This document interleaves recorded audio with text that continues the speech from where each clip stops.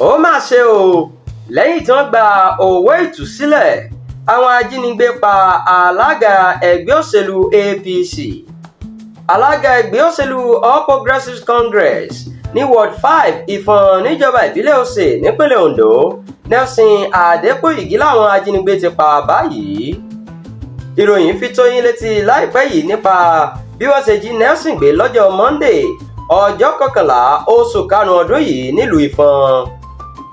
lẹ́yìn tí wọ́n jí gbé ni wọ́n béèrè fún mílíọ̀nù lọ́nà ọgọ́rùn-ún náírà gẹ́gẹ́ bí owó ìtúsílẹ̀ eléyìí tí wọ́n sì ṣe ìdúnàdúrà rẹ̀ dé mílíọ̀nù 5 náírà. èèyàn méjì ọ̀tọ̀ọ̀tọ̀ tí wọ́n gbé owó ìtúsílẹ̀ yìí lọ làwọn ajínigbé ọ̀hún tún mú sílẹ̀ wọ́n sì béèrè fún àfikún mílíọ̀nù lọ́nà 30 náírà láti tú wọn sílẹ̀ lẹ́yìn tí wọ́n pa Nelson. àmọ́ ṣá ìròyìn gbọ́ pé wọ́n ti tú àwọn méjì ọ̀hún sílẹ̀.